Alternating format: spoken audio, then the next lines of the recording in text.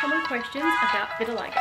Skin colour here looks a lot lighter brown streaks or white streaks. My vitiligo helped me control confidence. Wish that maybe I didn't have it. Hello and welcome back to a new video. Today I'm going to be answering 10 common questions about vitiligo. So Ryan's written down a list of questions that he's got over off to the side of the camera and he's going to read them out for me. So hit me with question 1. Question 1. What is vitiligo? So this is probably a great question to start with. Vitiligo is an autoimmune condition and a skin condition which removes the melanin in your skin cells. So it's essentially my immune system killing off the pigment in my cells that are in my skin, and the melanin or the pigment in your skin is what determines your skin color. Everyone has melanin, everyone's color looks different, but for me the vitiligo is the lighter patches because it's taking away my natural pigment, and that's pretty much what it is. It's almost like my skin's going transparent in a way. I don't change color, so my pigment doesn't go from brown to white, but what it does is it removes that pigment. And in certain areas of my body, so an area like this, it's only done that to some of the cells, so my skin color here looks a lot lighter than the darker one, but it also doesn't look as light as the patches that have fully removed my pigment in it. A lot of people and a lot of cultures can get vitiligo, so you'll get a lot of lighter skinned people that also have vitiligo, equally darker skinned people. It just happens to be that because the contrast between someone that's darker skinned and having vitiligo is a lot higher, you can actually see the vitiligo more, like on me, versus someone who is lighter skinned, you probably wouldn't be able to see the vitiligo as much. Question 2. How do you get it, and is it contagious? So to get vitiligo, you have to have the autoimmune condition, I believe, which means that it is not contagious at all. There is still some studies being done to determine how vitiligo comes about and why it comes about. I've heard of studies that are looking at genetics to see whether it's passed down through your genetics, because a lot of people that have vitiligo also have family members that have it. My mum's cousin has it and my dad's auntie has it. So I do have it on both sides of my family, and actually my brother has a little bit of it as well. And some people speculate that it might skip a generation. Some people think that it may be an environmental factor. You've been exposed to something in the environment that's triggered vitiligo, or it's maybe triggered that gene in your body, but I think it's still pretty unknown, and there's still a lot of research being done on how and why it comes about, but it's definitely not contagious. It can only affect like you and your body. Question 3. What's your natural color? Are you black or white? So I get this question a lot on socials. My natural skin color is my brown shade because I am Sri Lankan, and like I mentioned earlier, vitiligo removes the pigment from your skin cells, so my natural color is the darker shade, and in the areas where I'm much lighter is where the vitiligo has taken the color out, which again, like I mentioned, that is a patch that has maybe only half the pigment, and that patch that has like virtually no pigment, which means I do have to be careful in the sun because I can get sunburned easily in the patches that have no pigment. If you didn't know, your melanin and your pigment is what stops the UV from getting right into your skin and causing damage, which is why it's not good to tan in the sun. Don't do it. But yeah, my natural skin tone is my darker shade because I am Sri Lankan and I absolutely love my darker shade. Question 4. Does it spread over time? Yes, vitiligo spreads over time.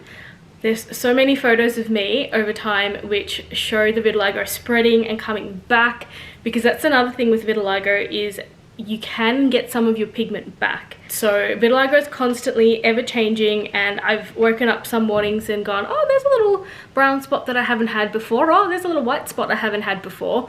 And I'll put some pictures up here of me when I was much younger, and all throughout my childhood, so in primary school, but then also in high school, my skin has changed. And even now as an adult, it continues to change, and I'll still notice things that I have never noticed before, which is kind of cool, but I know for some people it can be quite daunting, but I think it's kind of cool, and I kind of use it sort of like topography lines. It's sort of like, it's kind of cool to watch it change. But yeah, vitiligo definitely spreads over time, but you can also gain some of your pigment back.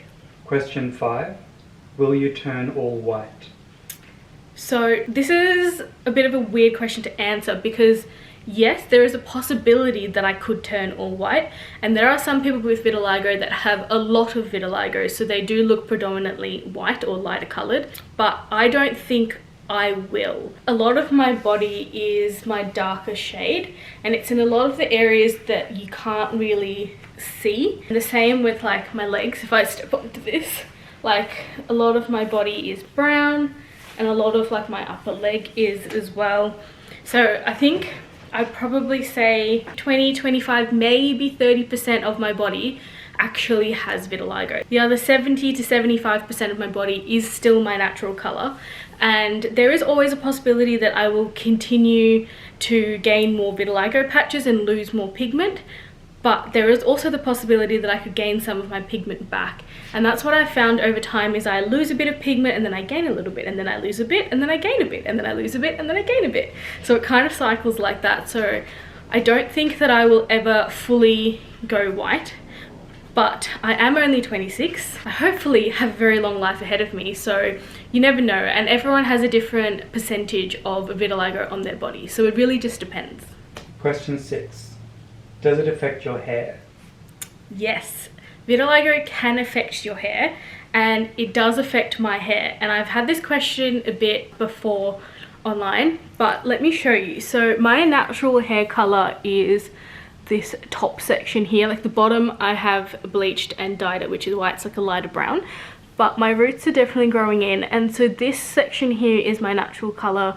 My hair is quite dark, but as you can probably tell here, I've got lots of little grey streaks or white streaks, and some people might go, well, that's just grey hair, that's just getting older. But I've actually had it since I was 12 years old, and I actually have it on my arms as well. I don't know how well the camera is going to pick up, but you can see brown and black hairs here, but in this section here you can't really see them. And it's because my hairs are quite white in that area. And I have it on my legs, I have it on my head, I have it on my arms, pretty much all over. And I know there's a certain section in here that also shows a big patch of lighter hair, which is from vitiligo. So similarly, like it can pull pigment from your skin, it can also pull pigment from your hair, which is why I have some lighter hair as well. Question 7. Is there a cure, and are you treating it in any way? So I don't believe there is a cure. Take all of this advice with a grain of salt, because I am not a skin doctor, I'm not a dermatologist. I am just a person living with vitiligo. So I don't believe there is a cure, which means that it's going to fix it and that's it. But there are different treatments that you can do to promote your natural skin color coming back. And I've done many of them. I grew up doing Sri Lankan Ayurvedic treatments. I grew up having like oils put on, and then I had to stand out in like the really early morning sun or really late evening sun. The UV is a lot gentler in those times. I don't recommend putting oil on and standing out in the sun. There's also these other oils that I put on overnight.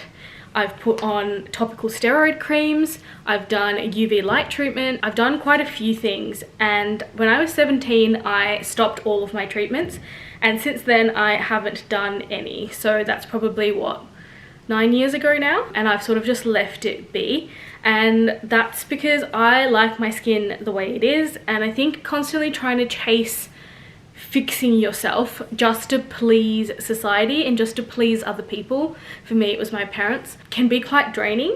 And my parents have now sort of accepted my skin as I am, and I know that they always came from a place of good, of wanting to make sure that I had the best and that I was healthy and all of that. So I understand where they were coming from, but I decided to stop all treatments, and so I haven't done anything since then. And I have seen some scams on TikTok of people claiming that they've got a cure for it. And if you do see any of them on either my TikTok comments or somebody else's TikTok comments, be vigilant. Don't always believe what they say, and speak to your professionals if you want some advice on how to treat your vitiligo or treat any other sort of skin condition that you may have. Question 8. Does it affect your health in any other way? So vitiligo can affect your health in other ways. I get my thyroids checked every 6 months to a year because you can have thyroid issues when you have vitiligo. But because vitiligo is an autoimmune disease, I believe you can develop other autoimmune diseases. So there are always risks when you have any autoimmune disease, and vitiligo is sort of no different in that aspect. But I personally, I don't think have any other adverse health effects from it. I can't feel the vitiligo on my skin. It doesn't hurt, so I don't really get any of those symptoms. But I do have PCOS, so I don't know if they're related. And with PCOS comes insulin resistance as well, so that's similar to diabetes. So because I have an autoimmune disease already, that could sort of play into it. The other thing is sunburns. My vitiligo patches are highly prone to burning in the sun, and I have been badly sunburnt, so make sure that you're always wearing your SPF when you are going outside, and even inside. UVA can travel through windows as well, and because I'm prone to being sunburnt, my chances of getting skin cancer are also a little bit more increased. Just like anyone that gets sunburnt, that causes damage in your skin, and that can turn into skin cancers later in your life. It just increases your risk a little bit more. So yeah, they're the ones that I know of, and like I said, there's still a lot of research that's being done, so hopefully in the next few years we'll be able to find out more about vitiligo and how it affects us and how it affects the body and things like that. Also, disclaimer, make sure you always do your own research, because just because somebody says something on the internet doesn't mean that it's true. And just because I've said something that happens to me doesn't mean that it happens to everyone else. So yeah, keep that in mind. Question 9. How does it affect your self-esteem or confidence? Again, this one's a bit of a weird question for me, because I feel like my vitiligo has helped me grow in confidence. My biggest insecurity growing up was my size and my weight. And it was sort of like I grew hips and I got curvy, and I didn't see anyone else like me that was like that, and I felt like I was always bigger and heavier. And that's sort of what I focused on, because that's, I guess, how I was brought up in the society I was brought up in. I remember thinking, well, if I can be so confident about my skin condition and not really care what anyone thinks, why do I care that somebody thinks something about my body, or like about my hair, or like, you know, something else about me that's like an outward appearance? And I've always had this really strong belief that the people that know me and love me don't care about my skin, and they look beyond my skin. So it sort of just helped me grow in confidence and helped me like reshape the way I think about things, especially when it comes to body confidence. But I know that for some other people, vitiligo and the changing of your skin can be quite daunting, and I know some people have experienced bullying because of it. I'm incredibly lucky that I haven't been bullied in my life for it, and I always say that that's down to the people that I was around. But there's definitely been times that I've, you know, wished that maybe I didn't have it, or that it looked different, or that it didn't spread as much and just stayed in that little like section of where I liked it. And I think that's something that a lot of people might relate to if you have skin conditions or your skin looks a bit different, which is why I think we should be kind to everyone, because you never know what someone else is going through or the way that they're looking at themselves, and we're often our own harshest critics. So keep that in mind when you think about yourself and the way you compare yourself to others, or even the way you compare yourself to me. If you're not as confident, like, that doesn't mean that you'll never get there. It just means working on it, which I have definitely done over my life. Question 10. How do you do your makeup? Now, this is one of my favorite questions, and the question that I probably answer the most, which means that I have done a full video on it already, so you can go and watch this video, and it just explains how I do different parts of my makeup, because I get asked this question so much.